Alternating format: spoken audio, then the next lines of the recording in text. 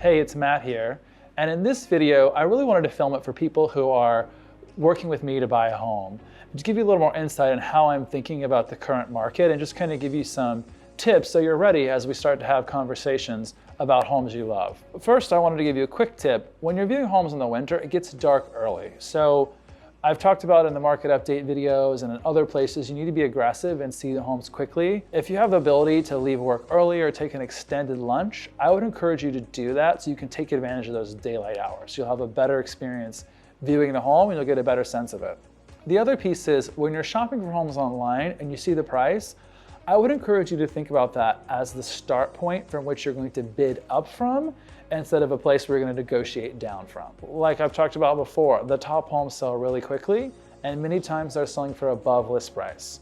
So probably don't shop at the top of your budget and expect to negotiate down. Shop on the high end of your budget and expect to negotiate up or bid up if we find ourselves in a multiple offer situation. So we're shopping, we find a home and you love it. I'm going to try to give you the best advice I can so that we can win and have a one-on-one conversation with the seller. What do I mean by that? Well, again, there are other buyers competing with us. I want us to be the ones talking to the seller, and so we can have a conversation with them and hopefully negotiate a deal. I want you to understand if you don't feel comfortable with advice, that's okay. I'm here to guide you and offer an opinion, and my job is to support you along this journey. As we're talking about offers though, one thing I would ask you to consider is, if I lost this by only $1,000 or $2,000, would I be super disappointed or I'd be okay with that? Because the worst conversations for me is when we bid on a house and I find out that the other offer was $2,000 more and the person can be devastated because they lost it for such a small amount of money.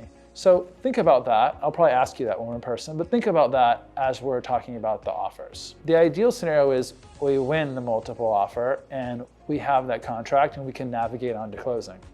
But sometimes we don't, and I would encourage you not to be discouraged. There are many times and many reasons why it might not work out for us as buyers.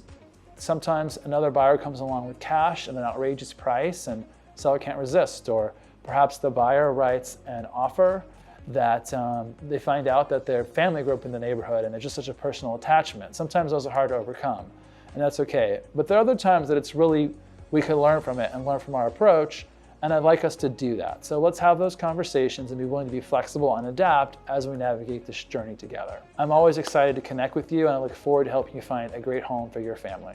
Take care, and we'll talk soon. Thanks for watching today's video. Make sure to like, comment, and subscribe below. As always, if you have any questions, feel free to reach out to us. And in the meantime, make sure to check out some of our other videos featured on our channel.